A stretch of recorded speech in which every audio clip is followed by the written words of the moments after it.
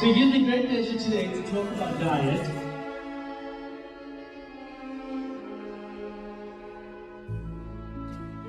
We're going to talk about food today. And one of my big sayings about food is really dangerous. Eating is very dangerous. One of the most dangerous things that you can do on this planet as a human being is eat. So, therefore, you need a doctor to guide you. You know, we talk about aging, and one of the biggest theories about aging is the oxidative stress. So I'm just going to touch a little bit first about oxidative stress and what it is. And what is the number one cause of oxidative stress in the body? And one of the biggest cause of oxidative stress is food. Now, what is oxidative stress? Oxidative stress is that when you eat something and you're metabolizing it, you need oxygen, right, to digest that food. To produce energy, you need oxygen. All of you know that. But the side effect of oxygen is that it produces free radicals. Now, these free radicals are very dangerous. They're basically oxygen that will swipe electrons from other molecules around it. So then you say, well, wait a second. If you're producing oxygen-free radicals, surely the body has a mechanism to take care of it. And it does. It does. Every cell makes a lot of glutathione and superoxide dismutase. These are molecules that swipe up these free radicals as fast as they're being generated. But the problem is, what we're having is that we are stressing out that system because of what we eat, how we live, so that the body can't keep up with taking up these oxygen-free radicals. And then when the free radicals go unchecked, they cause damage. So what kind of damage does it cause? It causes damage to your cell membranes, causes damage to your DNA, and thereby you get illness, cancer, atherosclerosis, and aging. So if you look at the theory of what causes aging, the biggest theory that's going around is the antioxidant theory. So food generates a lot of free radicals in the body. So we're going to talk a little bit about free radicals, because these free radicals, they need to be swiped up. And you know that there's these things called antioxidants. Oh yeah, I take lots of antioxidants. I bet you half of you take antioxidants, right? Right. But do they work?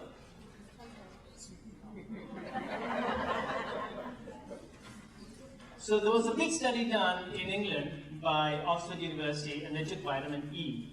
And they gave patients vitamin E, and they found that the heart attack rates, stroke rates, and mortality did not go down. In fact, they went up using vitamin E. And that's an antioxidant. What went wrong? There was a study done using vitamin C. It also didn't work. So they were given 1,000 milligrams of vitamin C. It didn't work. So the question is, what's going on? Well, what we find is that if you take these antioxidants in their isolated form, they're not going to work. See, nature doesn't give you vitamin C on its own. With it, there's a ton of other molecules that come with it. So if you want vitamin C, then chew on a lemon or eat a piece of lime. Because now you find that these patients do better. So people who eat lime, people who eat lemons, people who eat whole oranges, they get antioxidants benefit, not the one who takes vitamin C. So it's the whole food that really matters when it comes to antioxidants, not just in its isolated form. Vitamin E, that's found in nuts. If you just take vitamin E versus eating nuts, you're far better off eating nuts, because it'll come with at least 15 other molecules which we haven't identified, which all in concert create this antioxidant effect in the body. So glutathione, alpha-lipoic acid, and acetyl L-carnitine. These are molecules you can go out and buy from the drugstore. Patients who absolutely cannot eat whole foods should probably go and get some glutathione or alpha-lipoic acid or acetyl L-carnitine. Okay? And what you'll find when they're taking these things is that their ability to swipe up these free radicals is much better. And studies have been done in rats and in human beings and in the laboratory showing that if you take a fatty meal And then you measure endothelial function, which is the ability of the blood vessels to dilate and contract. Now, one fatty meal will reduce your ability of your blood vessels to dilate for 3 to 4 hours. And then, of course, it's time to eat again. So all day long, your blood vessels can't dilate normally. Now, why is this important? This is called endothelial function. Endothelial function. So let's say that those gentlemen walking into the room and ladies walking into the room right now, they're walking in from a warm environment to a cooler environment. When they come in here, what's happening to all the skin blood vessels? They all react. That ability to vasodilate and vasoconstrict is endothelial function. So those who ate the same fatty meal, but right with the meal, they were given very, very high doses of vitamin E and vitamin C and acetyl L-carnitine. Their endothelial function was restored within an hour. Now what does that tell you? That tells you that if you're going to eat a fatty meal, you better bring some other soldiers with you to help to offset the deleterious effect of that fatty meal that you just had. So if you're going to eat meat, you better put some lemon juice on it. You see, this is nature. You already know this. It's just that you don't think of it as to why this is being done. It's done to offset the deleterious effect of that fatty meal that you're about to eat, especially if it's got meat in it and animal protein. So you need to offset it with the antioxidants. And the antioxidants should be more in their natural form. That's why meat should be always consumed with vegetables, not potatoes. It should be with vegetables. Green, leafy vegetables goes along with the meat to offset the deleterious effects. At the end of the meal, you should probably have some berries. Not ice cream, right? Or cake. You should probably have some berries. Because that's going to give you what you need to offset what you just did. Because I told you food is a poison. And you need to offset that. So, besides food, there are lots of things that cause oxidative stress in the body. And now I'm coming to the food again, but I want you to know why antioxidants are really important. Smoking produces tons of oxygen-free radicals. That is why smoking is the #1 most deleterious thing anyone can ever do. It causes cancer, pulmonary disease, strokes, heart attacks. It's got so many chemicals in it that cause oxidative stress. Alcohol. More than 2 drinks a day, you now have oxidative stress going on. The first drink may actually protect you. The second one neutralizes the effects of the first one. The third one will definitely hurt you because of oxidative stress. It then increases blood pressure, causes liver disease. When your liver cannot make glutathione or superoxide dismutase, you no longer have antioxidants in your body. Why? Because you just kill your liver. No more than 2 drinks at a time. Per day, in 24 hours. No more than 2 drinks. And that means 1 beer, so 2 beers, becomes standard. Scotch, 2 ounces. That's it. That's a drink. 1 martini. Not a whole glass of vodka. Or a bottle. Only have 2. A glass of wine. 6 ounces to 8 ounces max. Not half a bottle of red wine. Oh, wine's good for you, so I'm just going to keep taking it. This is what most people do. Oh, wine's good for you. My doctor told me that too, red wine. So they go out and buy the cheapest red wine. They get a headache the next day because it's got all the sulfites in it. And then they're looking for medications for migraine. But of course you got the migraine the next day. Drank cheap wine. Now, the proteins come from vegetables and animal fat, animal meat. Animal meat causes antioxidants to be swiped up immediately. Animal meat.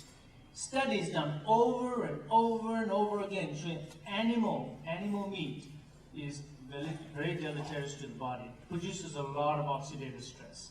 I'm not saying don't eat meat, but eat it sparingly, once in a while, at an occasion. Then you can have some meat. Try to stay away from meat because it's very bad for the oxidative stress in your body. Pesticides and hormones, they also cause oxidative stress. So try to eat foods that are free of pesticides and hormones. And we'll talk more about this in a few minutes. I'm just giving you an overview. Dyes, artificial food dyes. When you see that, coloring, artificial coloring, stay away from it. It causes oxidative stress in the body. You'll age faster, you're more likely to get cancer, high blood pressure, coronary disease, heart attack, strokes, Alzheimer's. You know, all these other things are happening. Imagine you getting Alzheimer's. And just think about Alzheimer's. Imagine you are turning 59 and now you're getting Alzheimer's. Well, wouldn't you rather just, well, I don't want to say dead, but I mean, it's horrible. And you know, people say dementia. You know, 70% of dementia is vascular. Let me explain what that means. You see, the brain has to maintain its blood flow at all times. Whether my blood pressure is 100 or 160, the amount of blood going to my brain stays the same. How does it do that? It does that through vasoconstriction and vasodilation. It's called endothelial function. So when it vasodilates, more blood goes there. That is the autoregulation that my brain has. My kidney, by the way, is the second organ that has that type of autoregulation. So it doesn't matter what my blood pressure is, a constant amount of blood has to go to the brain and the kidneys, because those two are very important organs for the body. So what happens is that when you start getting oxidative stress, and you don't get that ability to vasodilate and vasoconstrict, the brain gets affected. And the brain, when the brain flow goes down, the delivery of sugar to the brain goes down. So the brain becomes sugar starved. And you all know, I told you all this before, that the brain can only use one substance for energy, and that is sugar. It cannot use fatty acids. The heart utilizes fatty acids as its main energy source. Sugar only when it becomes ischemic, meaning under circumstances of stress or lack of circulation. If I have a blockage in one of my arteries in my heart, that piece of muscle will turn to fatty acids. The brain can only utilize sugar, nothing but sugar. So when the blood flow to the brain starts going down, the first thing that's going to happen, the sugar consumption is going to go down, and you get into a fog. Now all of us know what that is, a mental fog. There are days that you wake up, there are days in the middle of the day where you're in a fog. You don't feel just right. There's nothing particular. It's not like your arm is not moving, your legs not moving. You're just in a fog. You're not thinking right. What's going on? It's because your whole brain is not getting enough blood supply. Now, vascular dementia is the next step beyond that, where those blood vessels that are not dilating properly start getting hardenings. So you get hardening of the walls of those arteries, and then that becomes permanent. So now you're in that state all the time. So atherosclerosis first starts with the inability to vasodilate and vasoconstrict, and then quickly leads to hardening of the arteries. So you want to know right now who's going to get atherosclerosis. You do this endothelial function test, which is a very simple test. Unfortunately, insurances don't pay for it. But it's a simple test to do in the office. And it tells you whether your blood vessels have the normal ability to vasodilate and vasoconstrict or not. That's the first step. Then you get permanent hardening of the arteries. So the brain is very important to maintain brain health. So everything that we're going to talk about doesn't only reduce cardiovascular risks, it also reduces your risk of having dementia and stroke. Because if you get a heart attack, if I'm around, you'll be lucky. But if I'm not around, it may be a quick death. But if you have dementia or a stroke, you'll be in one of the nursing homes in this area. And that's terrible. That's just awful. So I think that if everything that I'm saying today shouldn't scare you about not getting a heart attack in the future, it should scare you about not getting a stroke in the future, because stroke is worse. For dementia is worse than having angina. Dementia is worse than angina. Stroke is worse than a heart attack. So you should really be worried about your brain. The next thing that causes oxidative stress in the body is all your personal care products. Now that should scare all of you. So who used shampoo this morning? You see? Now on it, you all read on that formula, or on the shampoo formula, there were about 29 things on it, of which you couldn't pronounce even 2 of them. Then why did you put it on your head? And you know how vascular your scalp is. Try it. Cut your scalp and see how you bleed. And yet you put it on your head and you let it get all absorbed into your bloodstream. And we know it got absorbed because studies have been done over and over again showing that it gets into your bloodstream. And these things contain these plastics. And if you read the formula, it says parfum, P-A-R-F-U-M-E. And all of you thought, this is fragrant, smells good. It's not. Parfum is a petrochemical agent that gives the shampoo the oiliness. And that's called phthalates. These phthalates are estrogen stimulators. So they get into your bloodstream. And these plastics that get into your bloodstream stimulate your estrogen receptors. There's a book called, you should all write this down if you want to read this book, it's a fantastic book. It's called Death by Rubber Duck. And they call it that because these little rubber ducks came over, I won't say from where, but really far east, far away, and these babies were chewing them and getting poisoning from the plastics and the paint that was on the rubber ducks. Because mommy was saying, oh, look, cute, put it in the mouth, she's teething here, put a rubber duck in the mouth. And they found that these kids were getting over-estrogenized. So the little girls started menstruating when they were 5 or 6. And they were getting premature puberty. And the boys were not developing secondary sexual characteristics. And they were developing a shape of a woman. And the women were getting taller than the men. The girls were getting taller than the boys. And the boys were having very small testicles. And worse still, the study showed that when the mother was using these same agents on their skin, body lotions, shampoos, during pregnancy, that these things got into the bloodstream of the pregnant mother, and the boys were born with testicular feminization syndrome, which is very subtle. What it is a shorter distance between the penis and the anus and the small penis, and low testosterone levels. And these boys grew up to be of shorter stature and a different kind of shape. And their sperm counts were low. So when these boys, later on in life, had very low sperm count. And if you look at fertility rates today, they're going down. And we think it was because of women. It's not. Today, at least half of infertility is because of men, not women. Because their sperm count is really low. Okay, they may still make a couple of million, but you need more than a couple of million sperm to find one egg. Because males never ask for direction.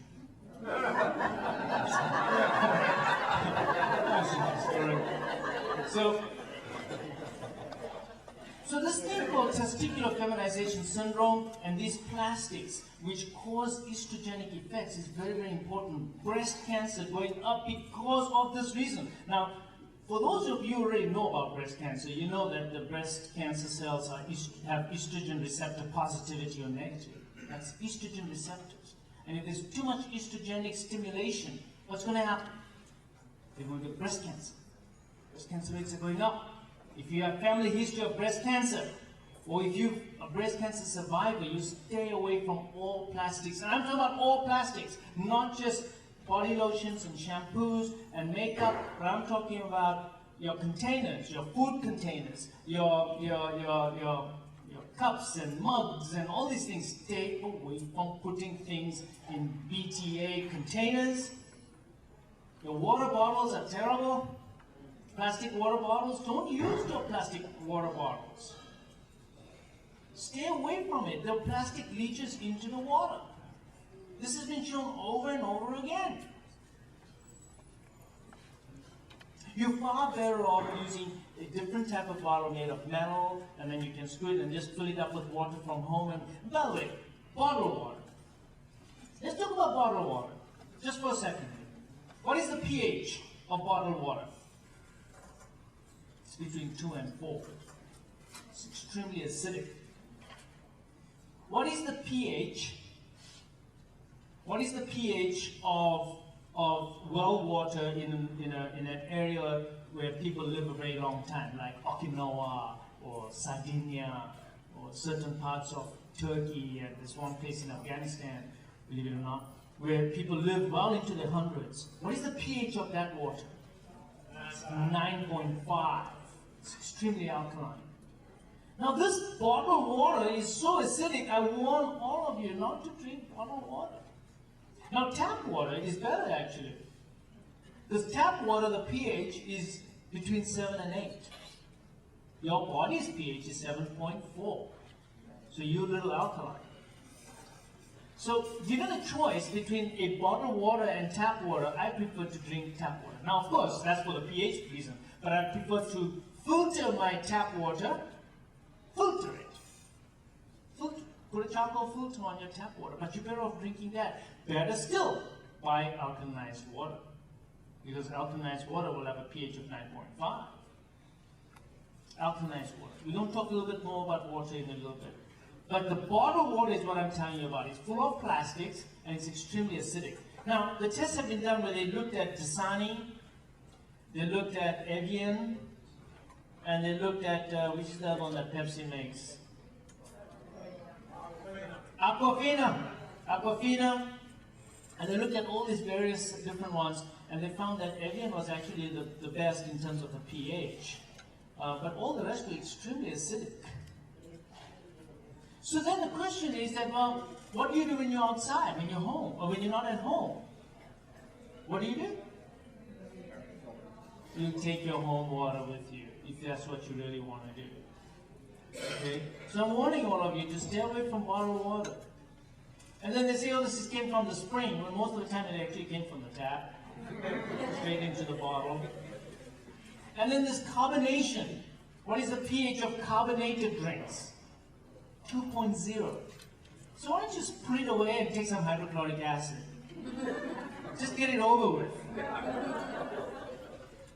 Take some battery juice out from your battery and drink it. Yeah? So, carbonated drinks. Carbonated is carbonic acid. And then they add phosphoric acid to it. So it's carbonic acid plus phosphoric acid. Now you take this carbonic acid and phosphoric acid.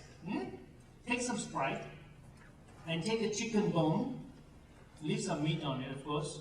And then just put it in the Sprite and see what happens to the chicken bone. You should do this at home. You'll see that after 10 minutes you take the chicken bone out, it's white, it's bleached, it's cleaned out, and really the outer layer of the bone is really being eroded. It is so corrosive to bones. All carbonated drinks should be banned.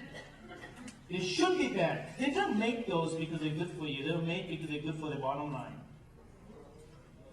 That's why they want to make profits out of selling you the carbonated waters.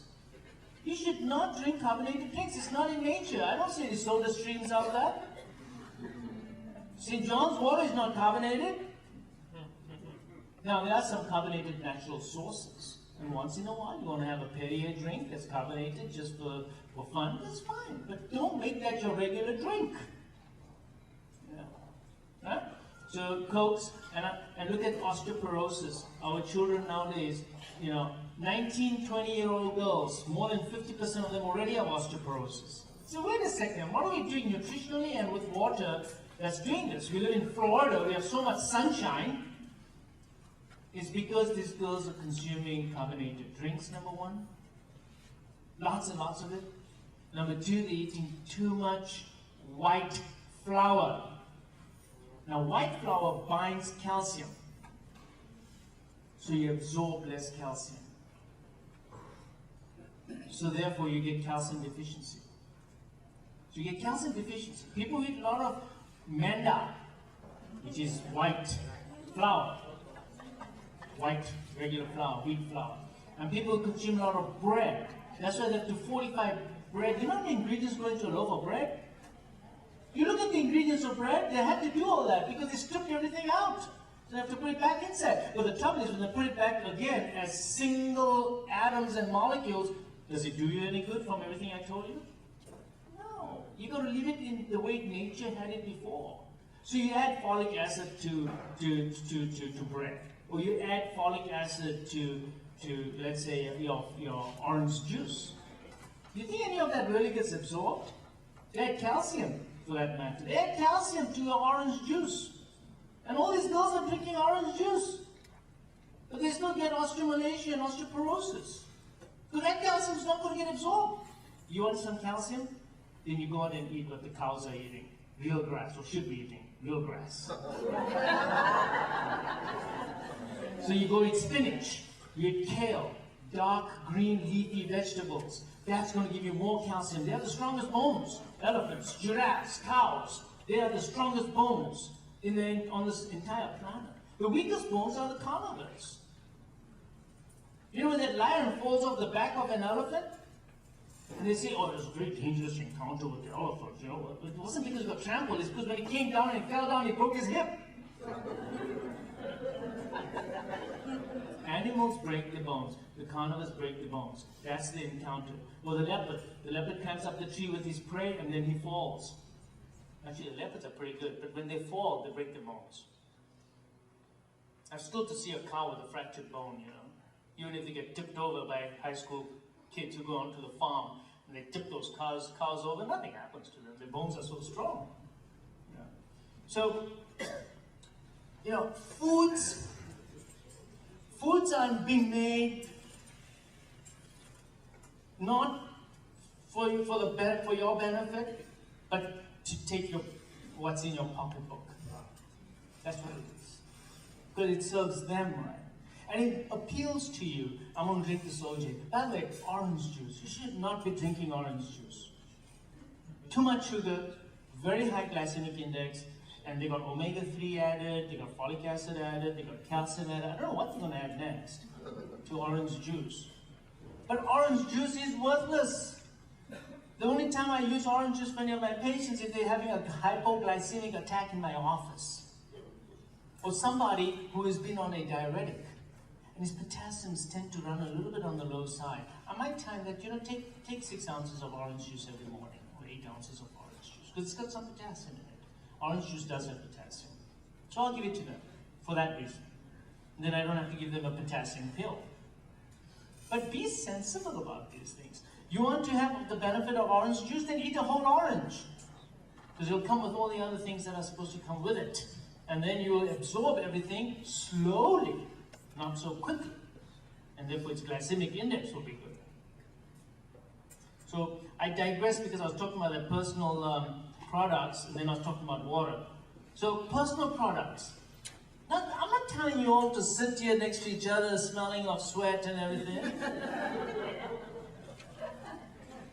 But there are some products that you can use. Underarm deodorants that don't have aluminum in them, and are made from natural products that will not hurt your system, especially if you're young and childbearing age. You know, you should start preparing for pregnancy at least a year before, really. So I urge you all to think about this. The makeup that you put, is it really necessary sometimes? Body lotions. I mean, unless you're having truly dry skin, do you really need all that body lotion? It's a joke when the advertisement shows a beautiful skin, you know. It's a joke. You have beautiful skin already. You already have beautiful skin. Now, if you really have bad skin, and the doctor says, you know, you're going to need to put some lubricant on this, it's a different story. So just be sensible. Shampoo also. Use as little shampoo as possible. Don't go crazy with these things. And choose a shampoo that's made of natural ingredients. You can go to Chamberlain's or Whole Foods or on the internet. There are lots and lots of companies that are now making products that don't have all those petroleum products in them, or artificial dyes in them, and definitely the phthalates you want to stay away from. The same stuff that's found on your Teflon. You know that Teflon, your anti-stick stuff? The moment that thing gets a little sticky, it's all getting into your food. So, you know, if you use one of those skillets every week, let's say you're using it twice or 3 times a week, that skillet is finished. After about a month, 2 months at the most, that skillet needs to go. Because that Teflon is not getting into your bloodstream. And this has been shown over and over again when you cook with it. You need to be careful about these things. The next thing that causes oxidative stress in the body is exercise. So I told you food is dangerous. Now I'm telling you exercise is dangerous. So wait a second, so I'm not supposed to eat, I'm not supposed to exercise? Well, you're supposed to exercise, but this is how you're supposed to. Okay, so what happens? When you're using all your muscles and you're exercising, you're doing your exercises, you're generating free radicals. Lots of them. Because you're getting metabolism. So your body is supposed to swipe them up. Your diet is already lousy. Plus you're producing all these antioxidants. So therefore, if you look at marathon runners, look at the skin and look how they age fast. Marathon runners. Now in my office, I get a lot of people coming to me in their 60s and say, you know, I was an athlete, I was a marathon runner, I used to run 6 miles a day. And you look at them and you say, well, look at you. What happened to you? The skin is very creased up, you have a lot of wrinkles, they've aged quickly. So I'm saying to you, is there a need for you to run 6 miles a day? And teleologically, you all were made 10,000 years ago. Your genetic material is 10,000 years old, it's Paleolithic. So 10,000 years ago, did you have to run 6 miles? The most you had to do is run up the closest tree or up the rock and hide behind the rock because the saber-toothed tiger was chasing you. So you sprinted 300 yards. And you probably climbed a few rocks real fast or up a tree real fast. That's it. But you didn't have to continuously run non-stop. Oh, but I jogged an hour this morning. For what? And your knees give up. Well, you know, I jogged, my right knee's really bad now. You know, I've got a meniscus, you know. Got a meniscus. Proud of it. Earned it. Got to go see Jewish orthopedics. They're going to put a new knee in here, you know. Jogged all my life. You don't need to do that. You need 20 minutes of cardio max. That's it. 20 minutes. That's all you need. So in those 20 minutes, you're going to generate your free radicals. So it all comes down to science. It comes, you generate it. But as fast as you're producing them, you're giving your body a chance to then swipe up all those free radicals with the antioxidants that your body has. You're giving it a chance to do it. But if you keep running, it can't keep up with it. So at the end of 1 hour, all your free radicals have had a great time because those guards that are supposed to take care of them, well, they were out. Your cells were depleted of glutathione, superoxide dismutase, NSL, cysteine. There's nothing. None of those were around because they cannot keep up with the demand. These are free radicals that run amok in your body. So what kind of exercise should you do? You should do interval training. Interval training. So just plug that into the computer and Google it and see what it is. But basically it's short bursts of intense activity. So you're putting in stress to your muscle. So let's say you're gonna, let's say, this is what I did. I'll take 30-pound dumbbells, or one, not two. I'll take one, and I'll do 10 reps. That's it. Of course, the guy next to me has got like 2, and he's just like looking at me. And you see those guys there all the time, right? But he's done it right though, because what he's done, he's slowly increased his load, so now he has big muscles, but he only does 10, 12 reps, and then he stops. Now, he allows the blood to flow through that muscle, swipe up all those radicals that have been generated during that intense activity, and he rests. And he'll rest usually about 1 minute, minute and a half, and then he'll do it again. He'll do another 10 reps, and in a minute and a half, he's going to rest. And this applies to everything. So you can do the plank. You know, you get down on all fours and you do the plank for your back, right? And you do that and you stay up there for 1 minute, and then you're down. And you rest for a minute and a half. And then you do it again, and you do 3 repetitions of that. Same thing with your leg lifts. Now you lie down on your back, you raise your legs up into the sky, and you keep it up there, you keep it there for 1 minute, and then down. And all your stomach here feels really hot, oh yeah. But then you rest, 1.5 minutes to 2 minutes. Now what that does is, you don't get free radical damage. Number 2, you get more strengthening of your muscles. So because your muscles, they gain you become more muscular, you're less likely to injure yourself. You're stronger. Look at these old women that fall and break their hips. Why? Because they don't have enough muscle in them. If you have enough muscle in you and you've been doing these types of exercises, the chances are you'll trip, but you can catch yourself. You have strength. You need to build muscle. People need to build muscle. That's what you need to do. Running doesn't give you muscles. Interval training will give you muscles. You see, runners don't have muscles. Interval training, weightlifting, resistance training, all those machines in the gym, they'll give you muscles. And it's better for you. You'll live longer. You won't look so scrawny when you are 60 or 70 years old. You know? So exercise is important. What kind of exercise? And all comes into diet again. You see, it all links into this antioxidant stuff. So you want to have a body that's constantly producing a lot of antioxidants, and you want activities that don't stress you out. So you see, being healthy is really holistic living. Holistic living, exercise, as well as eating right, is very important. Another thing that gives you a lot of oxidative stress is the sun. And you know, the other day I saw a patient in the hospital there, came in with chest pain, and his entire arm was really, really red. And he had blisters here, and he was in the sun. So this guy's got radiation injury. That produces so much antioxidants in the body. It stresses the whole body out. So you think that this guy's, are you surprised he's having angina? Angina is caused by a plaque that ruptured in one of his coronary arteries. So you say, wait a second. Sunburn caused the heart attack? Yes, it did. How did the sunburn cause his heart attack? Well, what happened? He becomes inflammatory. There's inflammation going on. And those platelets that are roaming in your body don't know that the activation is in the skin only, and they're circulating all over the body. And when they see a minor plaque that's ruptured in your coronary arteries, which they do all the time, they all go there and they stick to it. But they're pretty dumb, actually, these platelets are not that smart. So plaques are rupturing in all of us. But when you have generalized inflammation going on, these platelets become very sticky, and they go and they stick to areas of plaque rupture. So you don't want to activate those platelets. You don't want inflammation in your body.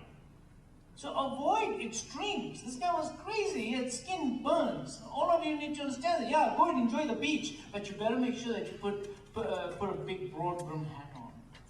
Now the sunscreen may protect you from the cancer, but you may still get a burn. Remember that. And in fact, people use sunscreens. They may actually get more cancer because they stay in the sun longer, thinking I'm protected now. You know, I'm going to stay all day. So be sensible. You don't need that much sun. How much sunlight do you need? You need 10 minutes of sunlight a day. That's it.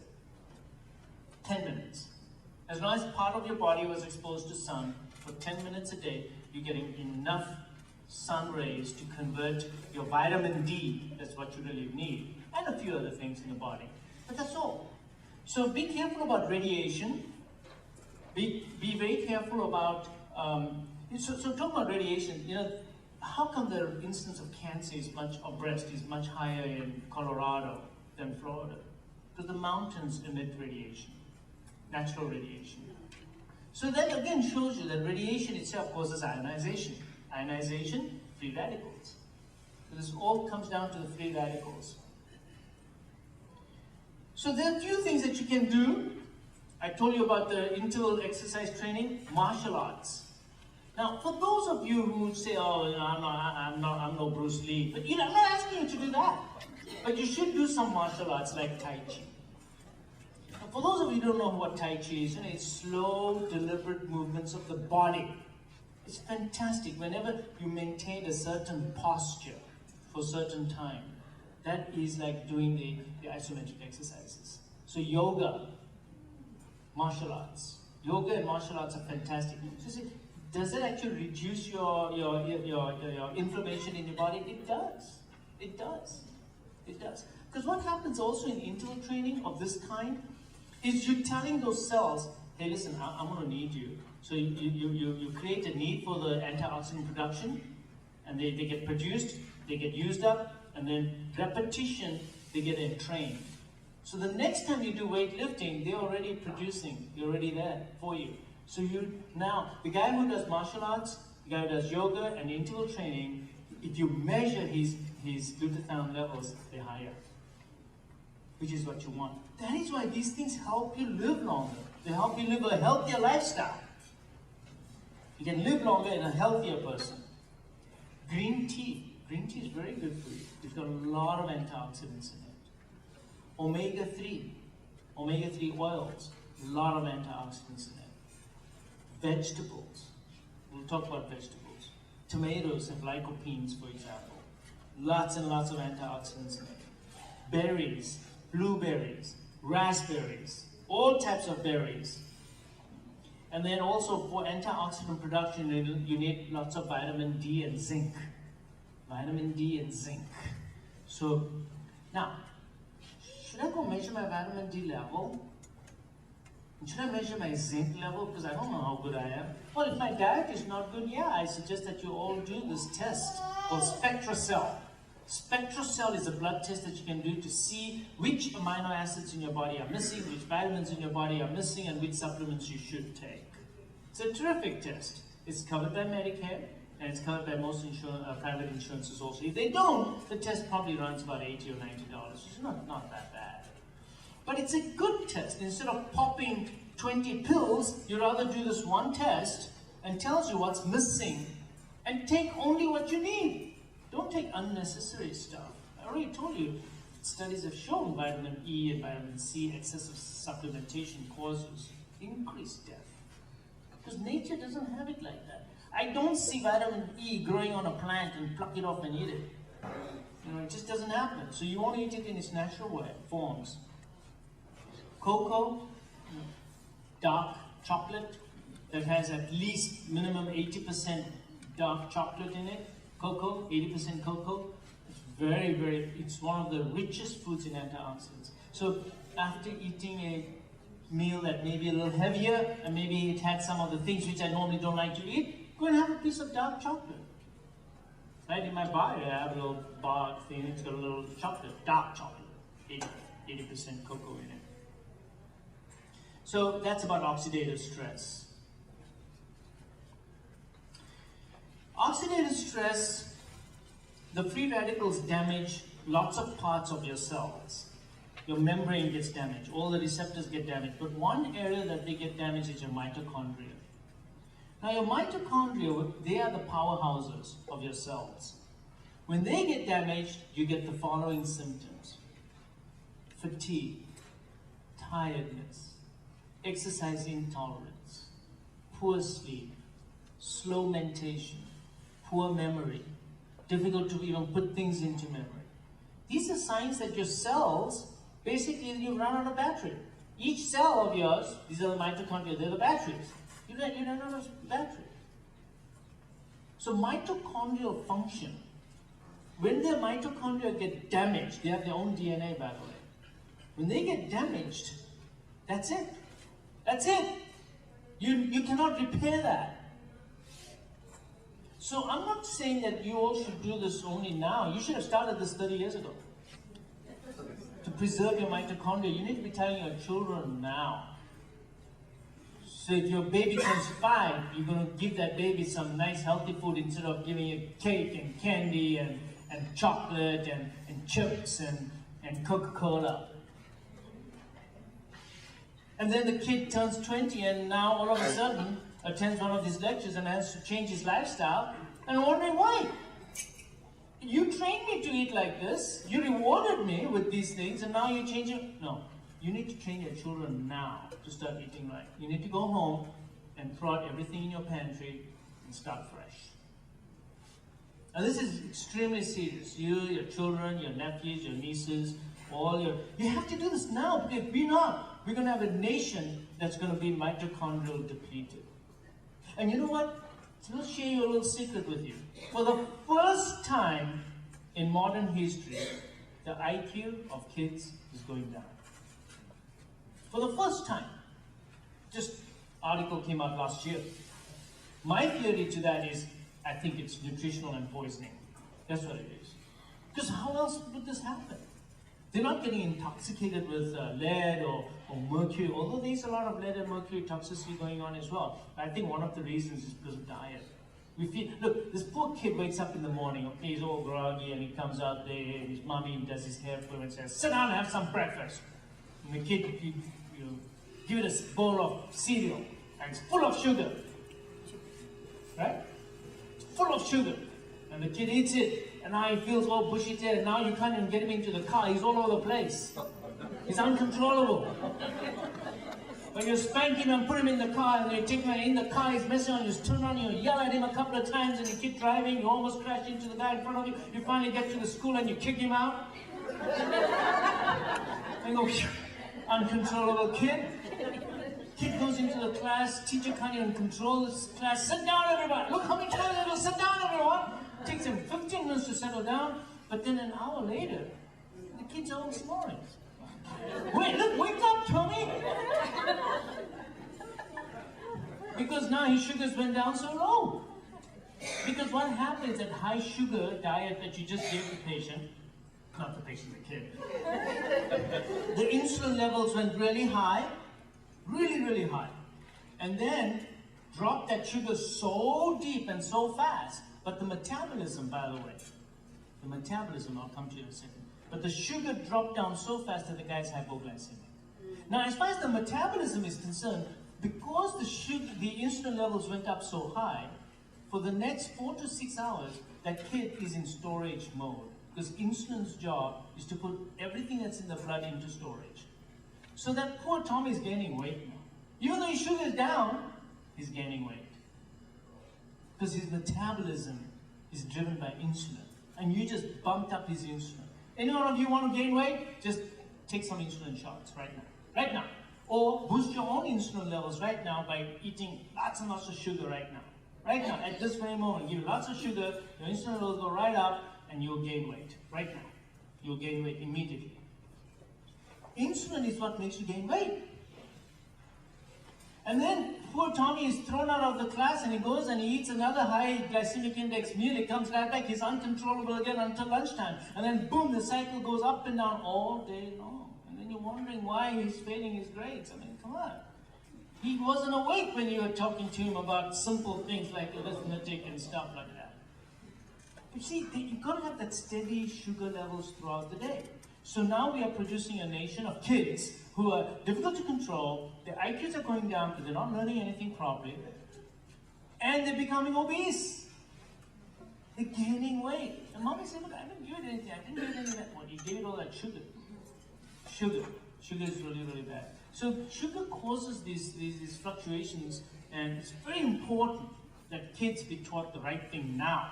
And you mustn't be shy about it. Because you're talking about the future generation. You're talking about the people who are going to be left on this planet when we're not here anymore. What legacy are we going to leave behind? A better one that was handed to us, or a worse one?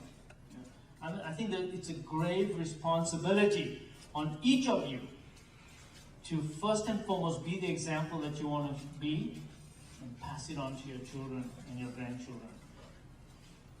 So these empty calories generate free radicals and they deplete your mitochondria. And once these mitochondria get damaged in your body, it's not the mitochondria themselves, they have their own set of DNA. How many of you knew that the cells have 2 sets of DNA? One is the main one and there's one in the mitochondria, which take up 45% of the cell volume anyway. Most people don't know that. I think that little girl there knew that. It's fantastic. Yeah. So enough about oxidative stress, because at this rate I haven't even see all this. Oxidative stress. So now let me talk about a thing called live foods. So you know foods are alive, right? I'm going to talk about a thing called vibrational frequency. Has anyone heard about vibrational frequency of foods?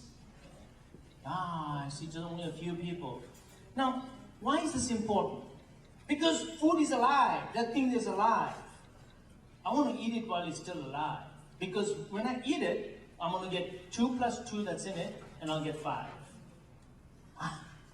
Because there's something else in it called life force. Now, all of you want to think about this very seriously. When you're eating, you're not only eating for the ingredients, the individual nutritional ingredients. And we, Descartesian scientists, have broken the food down and said, oh, there's potassium, there's magnesium, there's this protein in here, there's this. But wait a second. If I took all those things and put it together, can I make a turnip? I can't. I take the same amount of magnesium, sodium, protein, collagen, or all those issues in there, and I put it all together in a pot. I'm not going to make a turnip. There's something in there that's making those molecules all come together in this form and shape. And that's called a biological life force. And you have it. And you got that in you, and you have it in you, that biological life force. Because look, if I took my finger right now, and something happened and got chopped off and I put it over there in a petri dish, the molecules are all going to disintegrate and it's just going to go into powder. It's going to disintegrate. It's going to have entropy. Entropy? That's what happens in entropy. But when it's in me, the negative entropy that's going to happen, everything's going to come together. So in me, it behaves in a certain way. What's keeping this all together is the magnetic force that I have in me that makes all these molecules behave in a certain way and come together. That's the life force. That thing has life force in it. And we forget that foods have a vibrational frequency because they're alive. So intuitively, there's experiments done. There's a guy called Gary Young, there's another guy called Hawkins, who measured the intrinsic vibrational frequency of these things. So he took them and he put them into an isolated machine and measured how they vibrate. Everything vibrates that's alive. Dead things don't vibrate. Dead things don't vibrate. Not like that. They do have a vibrational frequency, but it's very, very low. For example, a bridge has an innate vibrational frequency. It's very, very low. Bricks, mortar, wood. Now, applied kinesiology was a technique used by Dr. Hawkins. Applied kinesiology. What he did is he took foods, he gave it to the patients, and then he measured the strength of the muscles. And then he graded it to see what's the property of that food that gave him the kinetic energy. He gave them certain foods and that arm was really weak. He gave them certain foods and it was really strong. All, and he did this in a controlled experimental setting. A lot of the doctors kind of poo-pooed it, but the way he designed it, here's a doctor himself with a PhD, there's absolutely no doubt in the world that this thing works. This technique called applied kinesiology. And you all know that if you eat certain foods, you're listless. You eat certain foods, you feel absolutely great. So he mapped out the kinetic, and he mapped out the frequencies. Our body vibrates at 62 to 68 hertz. That means 62 cycles per second. And then if you look at a person who's got a cold, he vibrates at 58. You look at somebody who's got candida infection, wherever in the body, they're vibrating at 55. It's a lower vibration. People with Epstein-Barr virus, they are less than 52. And people with cancer, they vibrate at less than 42. So question, why aren't we using this technique to identify people whose bodies are vibrating at a lower rate and thereby identify? Well, there are people who are doing it. Unfortunately, right now, it's only the naturopathic doctors, Dr. Kalidas and some of these other leading doctors in town that are doing this kind of stuff. And they can identify people and say that, you know what, you are absolutely great, your vibrational frequency is 68. By the way, a genius vibrates at between 75 and 80. Yeah, different organs also vibrate at different levels. And you can actually measure the vibrational frequency of your pancreas, your bladder, all these different organs in your body. Now, foods also have a vibrational frequency, and you can destroy the vibrational frequency of foods. The higher the vibrational frequency, the more healthy it is for you. Now, this has been shown in his studies, but now I'm going to show you that you don't need that machine. You just need common sense. Spinach vibrates at 80. Duh! You know what I mean? So, fresh spinach, fresh fruits, fresh vegetables all vibrate at over 60 hertz. What about foods like a pate of hamburger meat? 20. Vibrates at 20. A cookie, A cookie vibrates at 15. Tommy, you see my point? I'm giving him a cookie. Yeah? So, vibrational frequency of food seems to exactly match what we've been told is good for you. Foods that come out of a box, vibrational frequency is less than 30. Pre-made foods with preservatives, even lower, 10 and 5. Flour, regular flour that's been milled and comes in this big bag, atta. It's like about 20. It's really low. Flour is really, really low. So bread is really low. Bread is really low. You eat bread, you feel tired afterwards. You'll notice that. You may feel a little high because the sugar goes up first, but then within a matter of 45 minutes, you're fatigued, tired, and sleepy. That's why they first give you the bread. So when you're eating your main meal, you don't know what you're eating. Yeah. So the other thing is animal products lose their vibrational frequency the fastest. So this thing may have been taken out from the soil some time ago, but if you had a piece of meat, within a day, its vibrational frequency has plummeted. So meat. Now look, when you eat meat, you feel fatigued and tired afterwards. There's absolutely no doubt about it. You eat meat, you're fatigued and tired right after. You want to go to sleep. You get what the kids nowadays call the itis. You just want to go sleep. It's because that meat's vibrational frequency has lowered your vibrational frequency. You feel very fatigued and